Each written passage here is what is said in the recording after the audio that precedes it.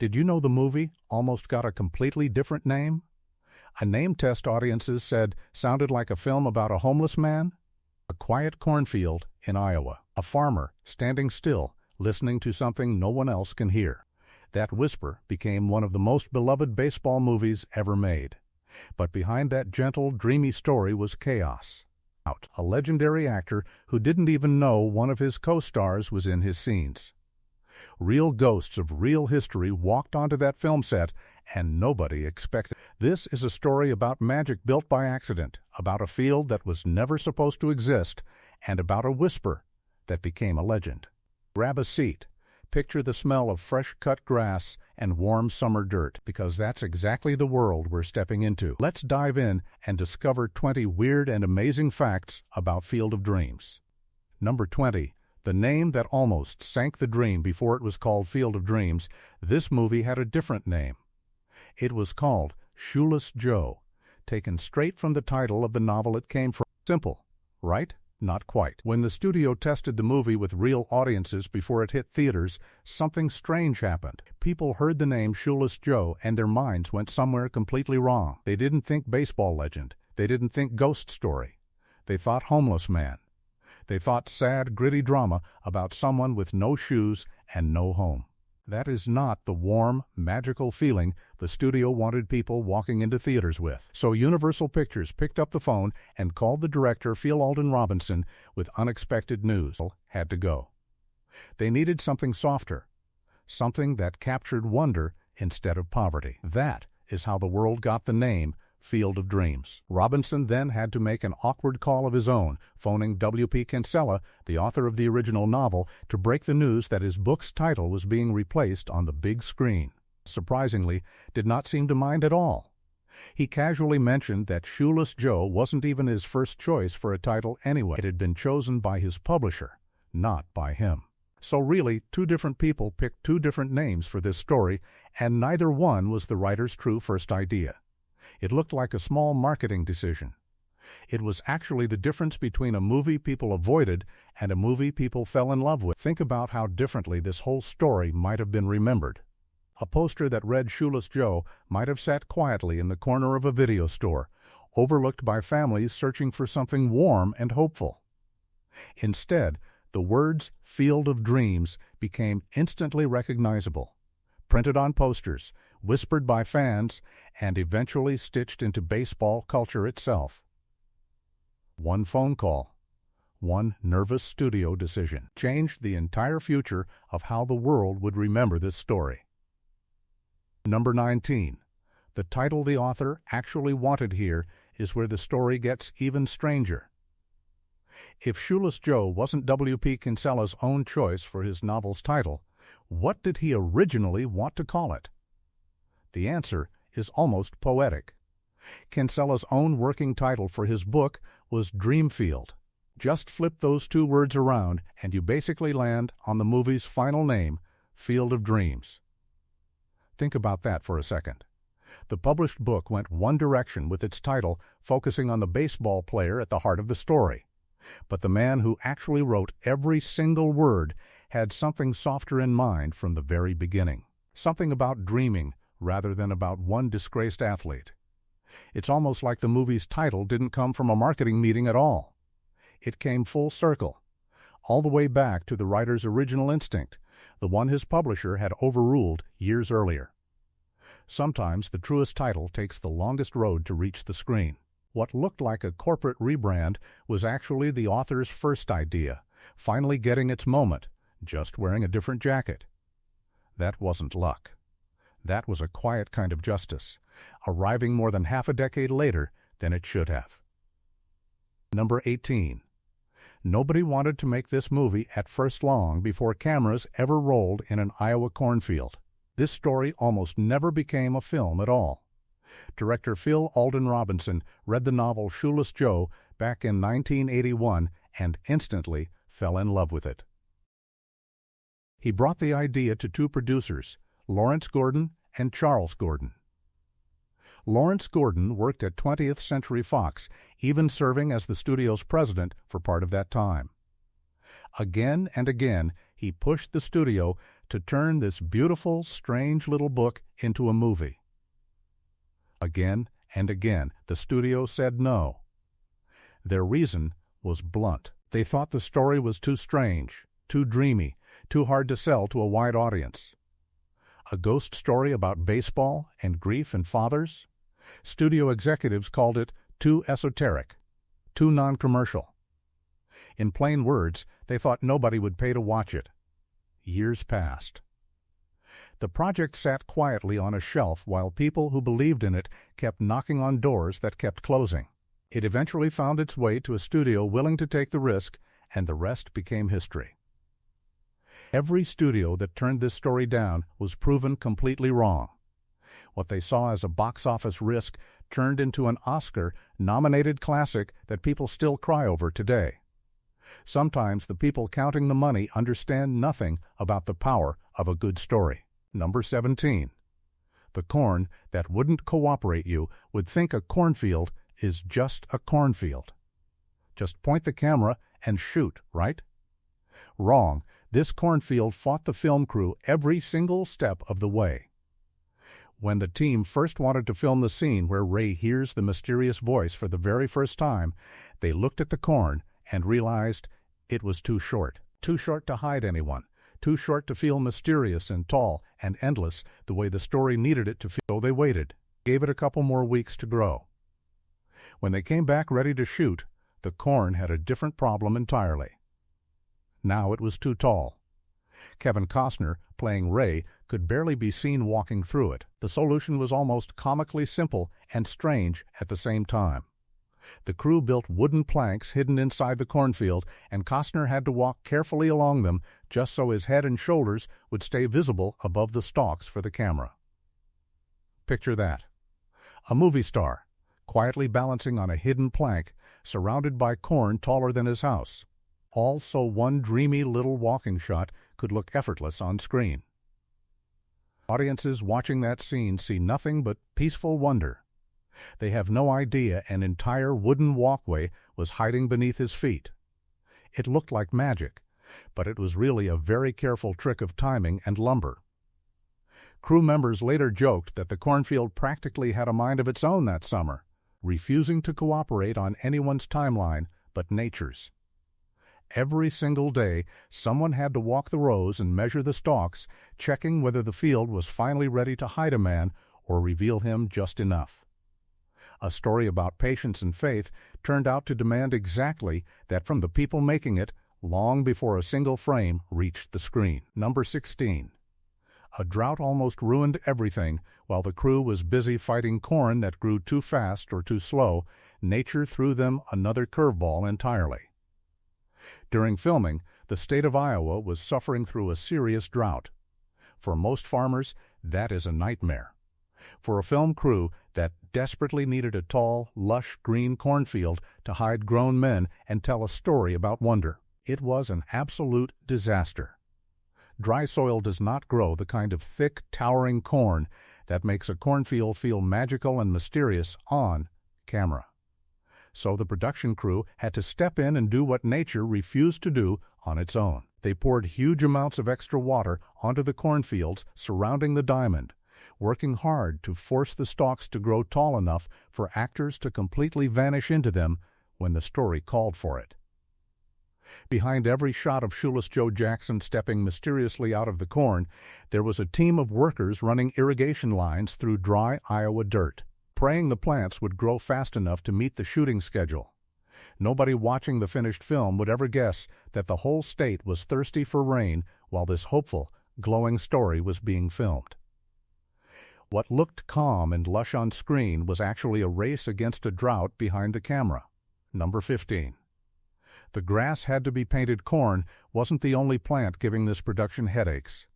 The actual baseball diamond needed real, perfect, green grass, and there was no time to wait for nature to cooperate. Thousands of pallets of grass sod were brought in to build that gorgeous infield and outfield everyone remembers from the movie. But because the shooting schedule was so tight, the crew had to rush the planting process. Rushed grass does not root properly. Rushed grass does not stay a healthy, vivid green. Sure enough, much of that hastily planted grass began to die before filming had even wrapped.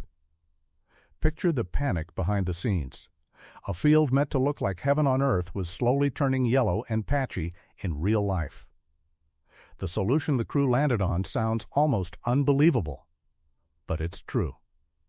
They painted the grass. Workers physically colored the dying turf to keep it looking vivid and alive for the cameras, patch by patch, so that every wide shot of that glowing diamond looked flawless to anyone watching in a theater. Gorgeous, dreamlike field people still travel to Iowa to visit today was, during filming, partly kept alive with paint instead of water.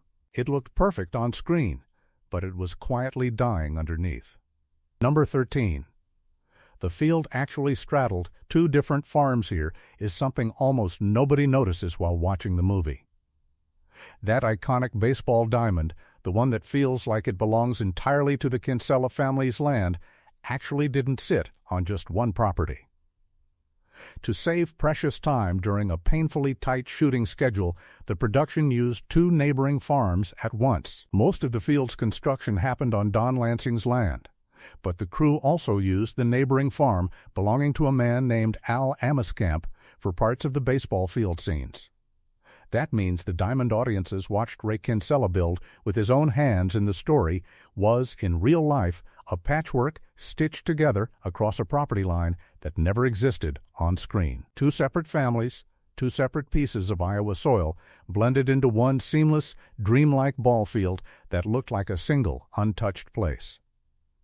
Viewers had no way of knowing that walking from home plate to the outfield fence in real life might have meant crossing from one farmer's land onto his neighbor's. On camera, it all felt like one continuous, sacred piece of ground. In truth, it was cooperation between two farming families who probably never imagined their shared fence line would become part of movie history. Number 12. Illinois pretended to be Minnesota movies love a good disguise, and this film pulled off a clever one involving two entirely different states.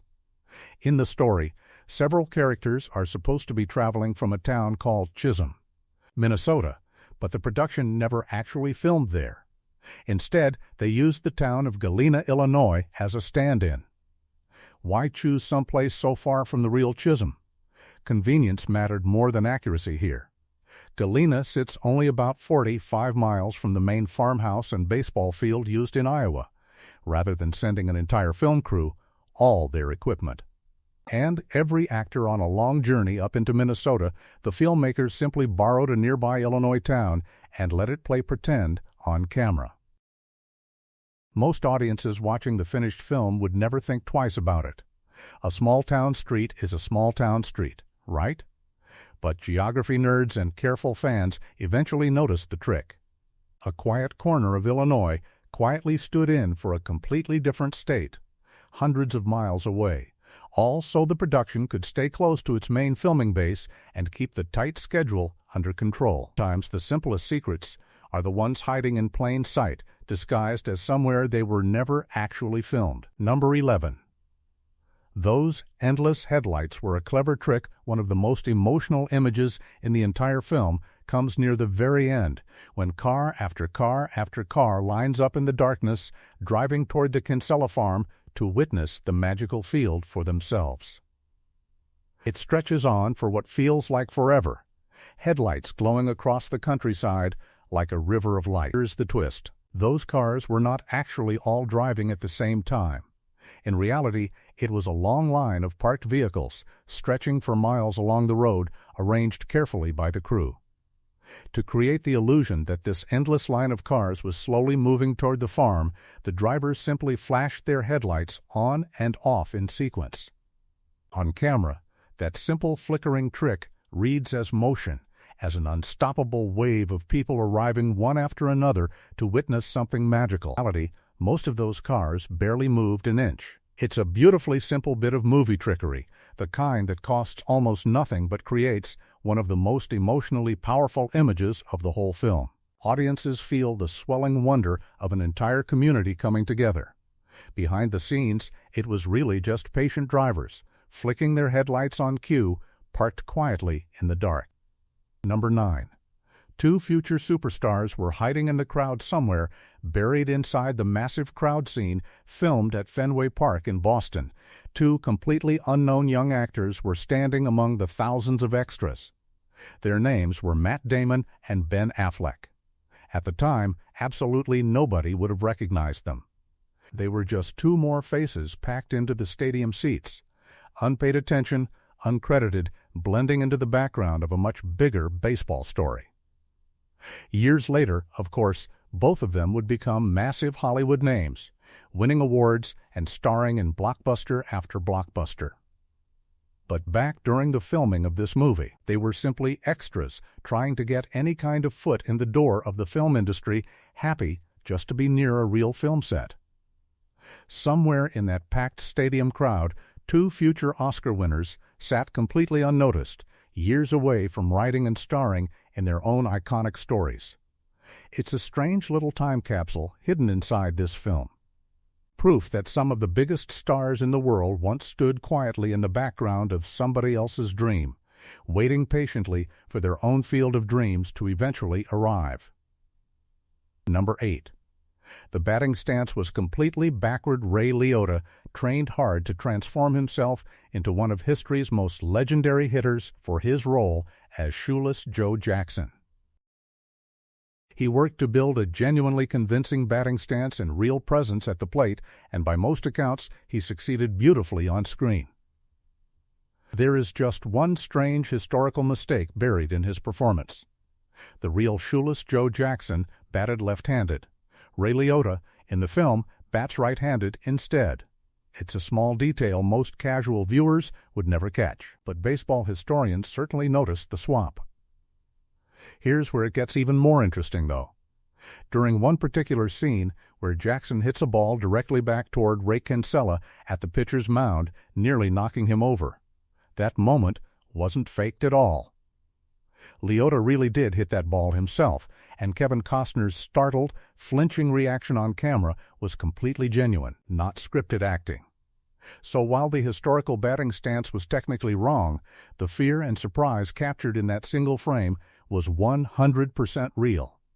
That wasn't acting. That was Kevin Costner actually getting surprised by a baseball flying straight at him, all because his co-star swung the bat exactly like he was trained to. Number 7.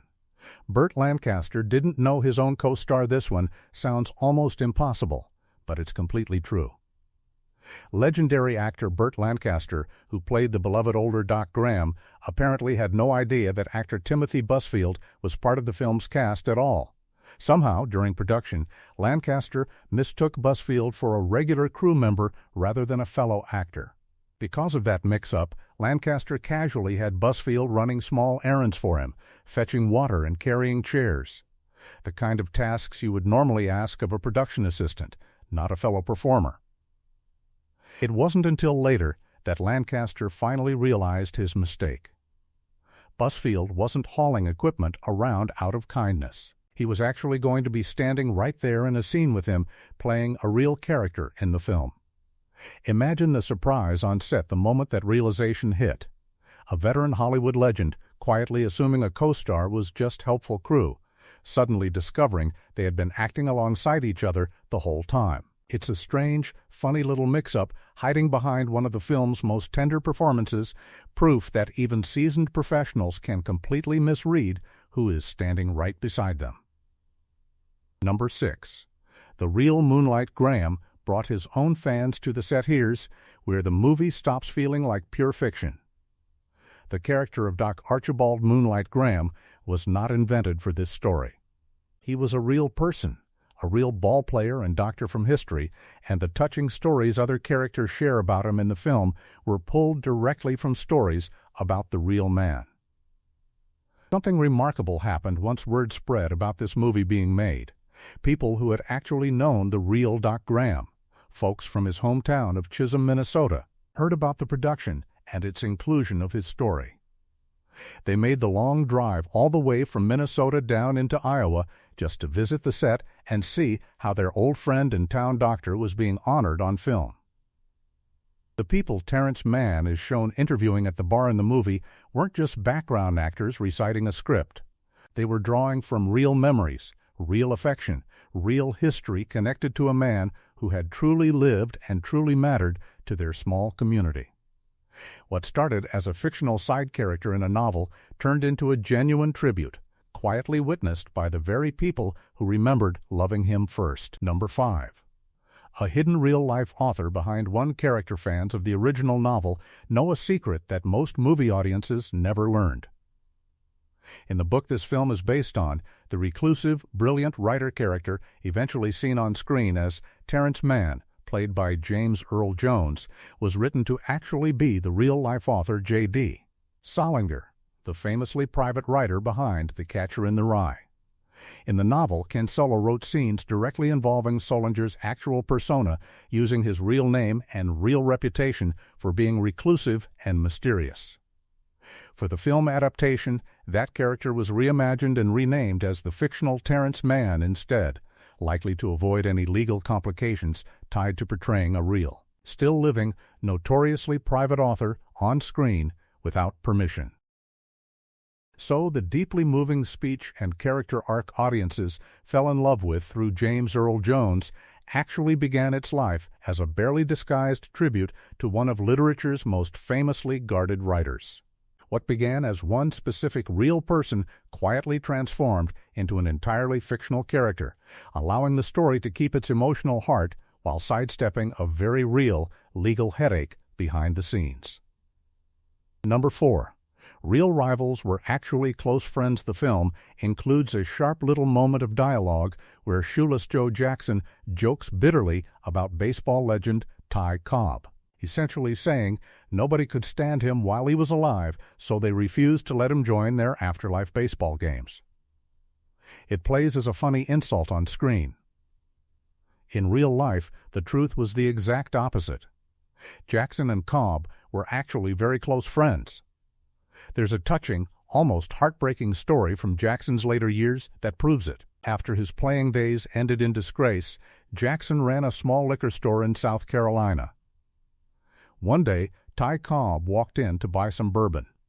Jackson, worn down by years of public shame, gave no sign that he recognized his old friend standing right in front of him.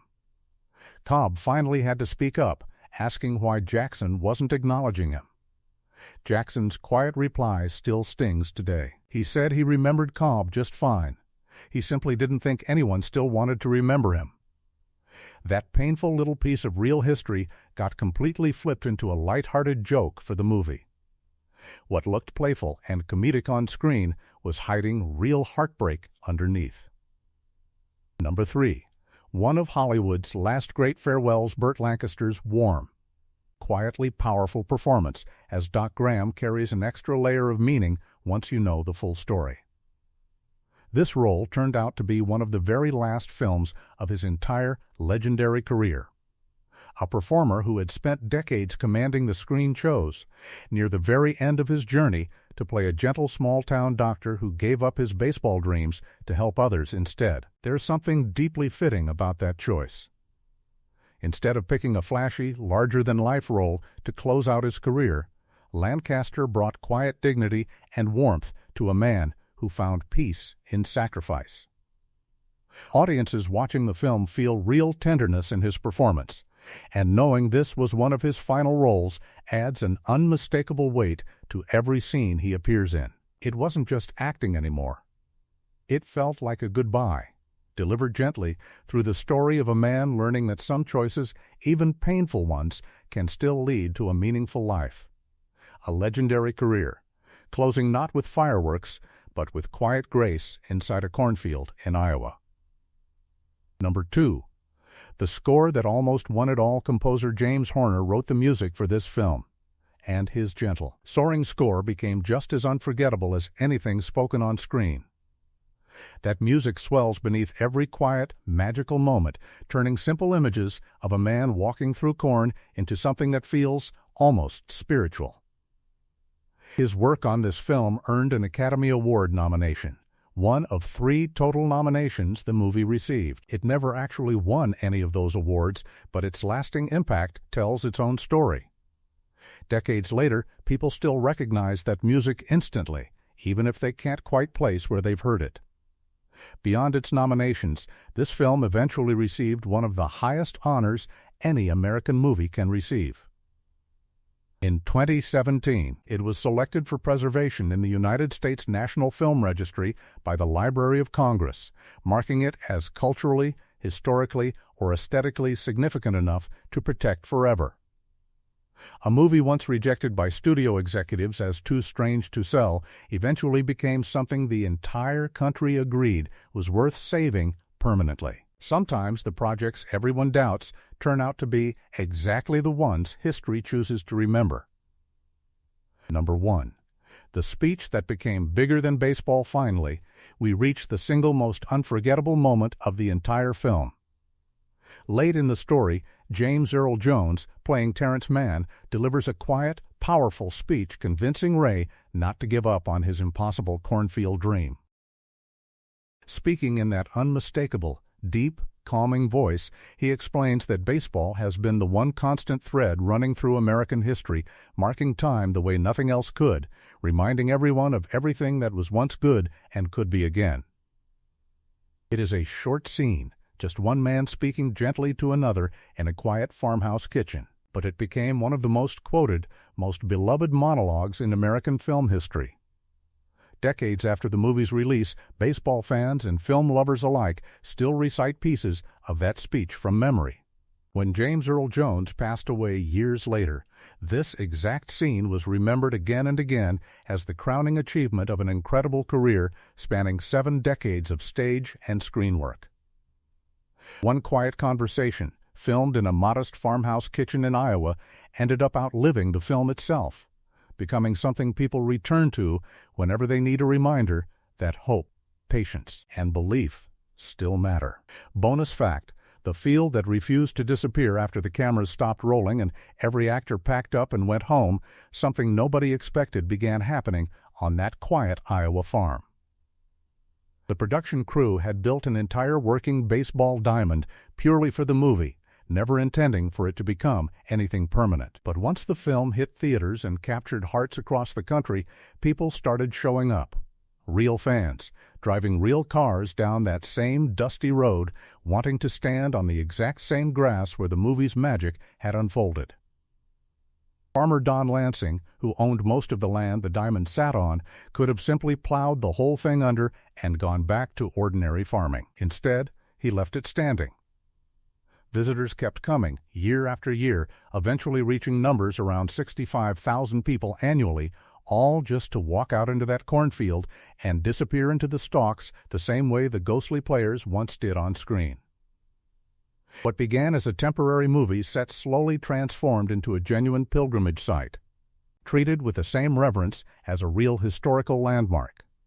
Decades later, that same field hosted an actual Major League Baseball game in real life, with real professional teams walking out from between the cornstalks just like the fictional players once did, turning fiction into something the whole country could watch happen for real. A movie about believing in something impossible ended up creating something impossibly real. Old dreams kept alive by new visitors walking the same rows their heroes once walked. Even Don Lansing himself seemed surprised by how long the magic lasted. He once said he never expected people to keep showing up years after the cameras left, yet they did, generation after generation, bringing their own children to play catch on grass that once only existed for a film crew's cameras. What started as a temporary set became something closer to a promise kept. Old tools, new magic. Underneath every strange fact and behind-the-scenes secret, this movie is really about something simple and human. It's about fathers and sons. It's about second chances, forgiveness, and having the courage to believe in something nobody else can see yet. A farmer built a baseball field in the middle of nowhere because a whisper told him to, and against every reasonable expectation. That leap of faith turned into something beautiful. That's the real magic of Field of Dreams. Not the ghosts, not the corn, not even the baseball. It's the reminder that some dreams are worth building, even when the whole world says you're crazy for trying. A farmer, a field, a whisper in the dark, and somehow, decades later, People are still driving down that same dusty road, still walking into that same green corn, still hoping to hear something calling their name. If you enjoyed these stories, subscribe for more. Every movie hides a truth, and we'll keep uncovering them, one story at a time.